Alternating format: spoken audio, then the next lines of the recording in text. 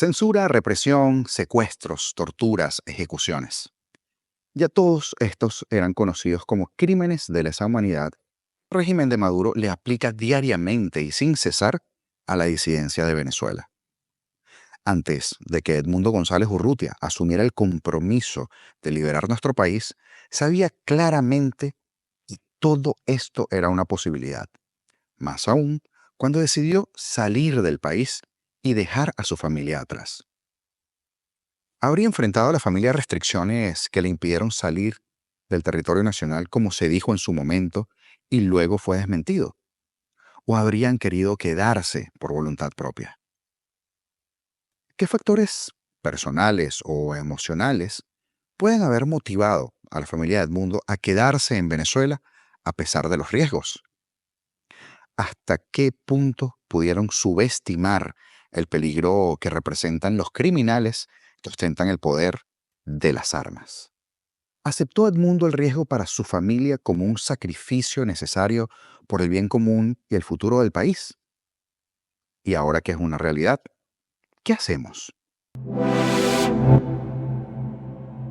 Edmundo González Urrutia ha explicado que su salida de Venezuela estuvo motivada por presiones, coacciones y amenazas recibidas tras las elecciones presidenciales de julio de 2024.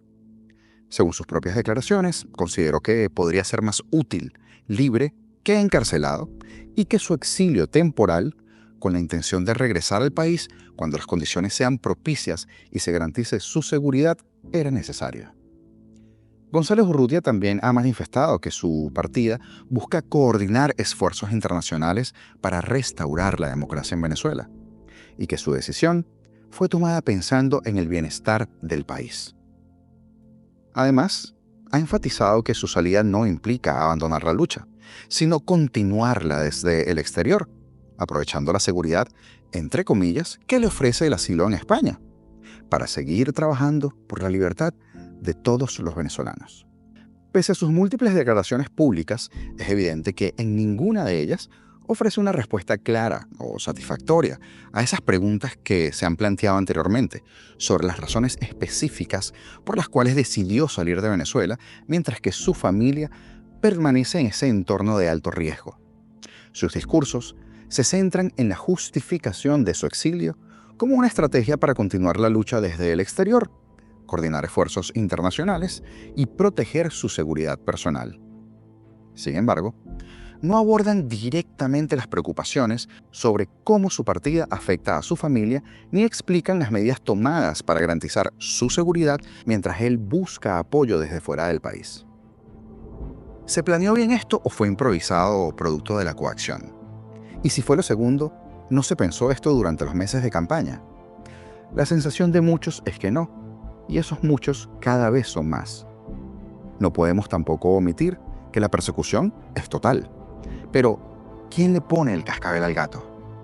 Todo lo que dijo usted, señor González Urrutia, va para el expediente. Y en el momento que se decida la sentencia, usted tiene consecuencias legales graves por desacato a la Constitución, a los tribunales y a las leyes.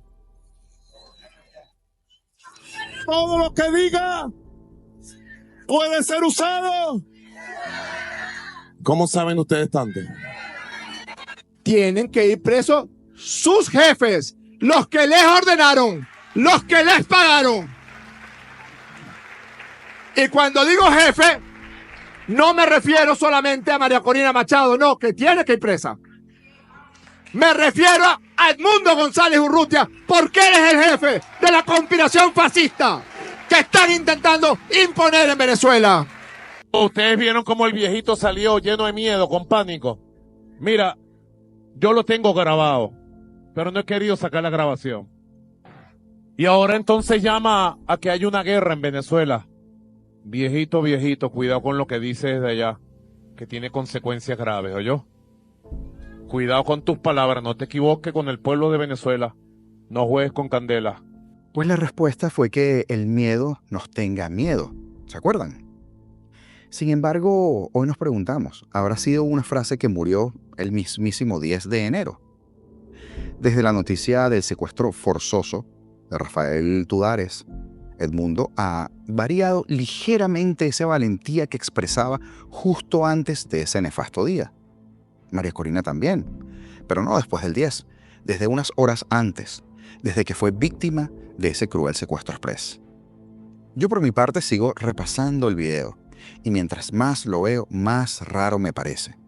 El tono de voz, la gesticulación, su mirada, es como si nada cuadrara en él mismo y como si faltaran explicaciones. Sigo rescatando el aire retador de las palabras de María Corina, sus palabras finales, cuando dice, seremos libres, y levanta la mirada y reta a quien la está grabando. Seguramente uno de los tantos esbirros del régimen. Y obvio que sabíamos que había más en ese momento. Se le ve en un par de ocasiones desviando ligeramente su mirada hacia un lado, como quien recibe órdenes de qué decir, exactamente como quien está siendo coaccionado. ¿Y qué pasó entonces con esta versión de María Corina que veremos? ¿Qué nos estamos perdiendo del cuento? ¿Por qué no la hemos vuelto a escuchar así explícitamente? Más claro también para la comunidad internacional la naturaleza del régimen que enfrentamos. Esto no es una dictadura, esto no es un problema de militares venezolanos corruptos, esto es un tema de mafias. Obviamente no van a ceder si no existe una amenaza real, creíble, una amenaza severa y una amenaza inminente. Y esa única amenaza que los hace ceder es la del uso de la fuerza internacional en una coalición humanitaria que un Estado criminal con vocación expansionista no es tolerable en el corazón de este hemisferio y también representa una amenaza real para la seguridad nacional de los Estados Unidos. Error político, subestimar la naturaleza del régimen, creer en la palabra de criminales. Los ladrones no tienen honor. No tienen palabra. ¿Qué ha cambiado desde el 3 de mayo de 2019, la fecha de ese video, en el régimen que los haya hecho más democráticos? Si es algo que mayoritariamente todos asumimos, incluso los más escépticos. ¿Por qué parece que ahora todos tienen miedo a decirlo abiertamente? ¿Por qué se decía antes y ahora no? Yo podría repetirlo en este espacio diariamente, pero me corresponde a mí, al periodista de turno, o le corresponde a quien tiene sobre sus hombros el mandato del pueblo.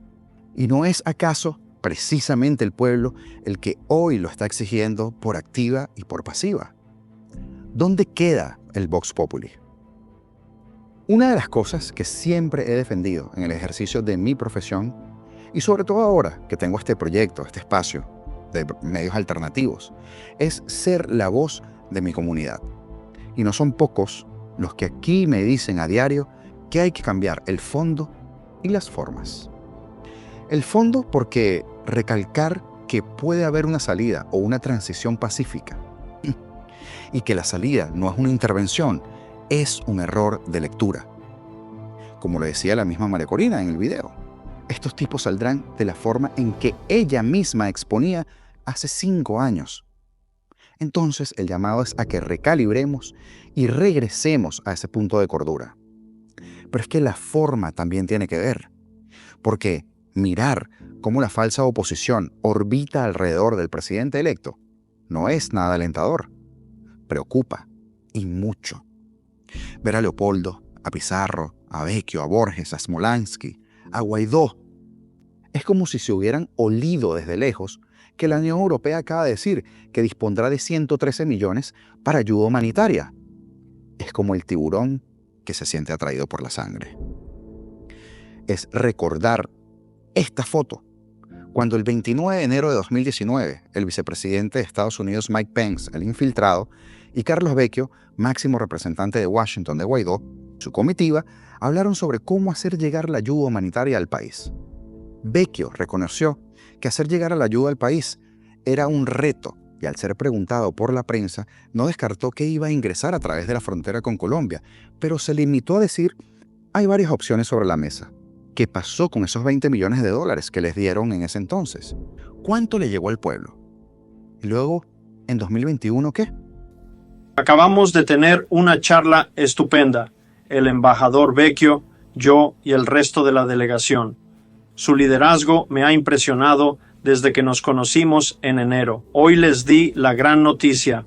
Anuncio $52 millones en nuevos fondos de USAID para apoyar al gobierno interino y al pueblo venezolano en su esfuerzo por restaurar una democracia que responda a los ciudadanos y mejorar los servicios de salud en su país. USAID y el gobierno de Trump respaldan totalmente al gobierno interino de Juan Guaidó, la Asamblea Nacional electa y el pueblo venezolano en su lucha contra el régimen ilegítimo de Maduro. A eso nos recuerda. Pero viniendo de nuevo al presente, el régimen ha secuestrado a más de 120 ciudadanos de distintas nacionalidades. Y cuando en este espacio decíamos que eran fichas de canje, no era una ligereza del análisis que yo hacía, que buscaba simplemente llamar la atención. No, era la realidad. La mejor muestra de ello fue el fatídico canje anterior de los narcosobrinos o del infame ministro de Comercio Alex Saab. No hubo justificación para estos secuestros. No hay ahorita tampoco, salvo que se estuviesen preparando para lo que vendría después, o sea, para el día de hoy. Ellos sabían que iban a perder. Ellos también sabían que iban a anunciarse como ganadores. Ellos sabían que esta vez la dirigencia no iba a entregarse al adversario, asumiendo la derrota y mandando a bailar salsa. Pero también sabían que iban a correr la arruga hasta el final, que se iban a juramentar sin importar las consecuencias. Y algo más que sabían era qué tipo de consecuencias tendrían y el alcance de la comunidad internacional. Y también sabían cómo sortearlas. Cómo lo hacen los delincuentes, o en este caso, cómo lo hacen los secuestradores. Eso que vemos en las películas, pero que no dista de la vida real. Si llamas a la policía, no vuelves a ver a tu familiar más nunca. Solamente que esta vez se lo están diciendo directamente al policía. Carlos Sánchez Berzaín ha dicho algo en entrevista con Sebastián Abarráez que he querido rescatar. Nadie lo quiere decir, pero Edmundo González Urrutia está bajo la presión del secuestro de su yerno y la eventual amenaza sobre su hija y nietos. Le digo algo sobre la experiencia de la historia de este siglo. En el socialismo del siglo XXI, más seguro está el yerno de González Urrutia y el mismo González Urrutia como presidente constitucional que con la situación actual. Porque, si esto es verdad, González Urrutia es víctima de extorsión y a través de él están extorsionando a todo el pueblo venezolano. Y eso es una injusticia y es algo inadmisible. El programa de hoy ha sido una reconstrucción de cientos de mensajes que he recibido desde el 10, desde ese fatídico día en que Maduro decidió pisar el acelerador a fondo y quedarse con el país. No es una crítica destructiva a María Corina, ni tampoco a Edmundo. El apoyo lo siguen teniendo, pero hay que reconducir cosas, hay que cambiar objetivos, hay que decirlo de manera distinta, porque si seguimos haciendo lo mismo, tendremos los mismos resultados. Tenemos que atrevernos, tenemos que cambiar, podemos recalibrar. Falta muy poco para que el presidente Donald Trump asuma el poder y se siente en la Casa Blanca, pero él no nos va a resolver el problema. Nos abrirá muchas puertas, pero el problema de fondo tenemos que resolverlo nosotros. Y como les dije ayer, y como dije anteayer, presidente electo, María Corina, si sabemos que salir de estos tipos es solo por la vía de la fuerza, quien quiere besar, busca la boca. Gracias a todos ustedes por estar siempre allí. Mención especial a Joel Arellano el día de hoy por hacerse miembro del canal. De verdad que valoramos tu confianza y la de todos los que están viendo este video. Para el que no esté suscrito, le invitamos a hacerlo, si nuestro contenido, por supuesto, es de su agrado.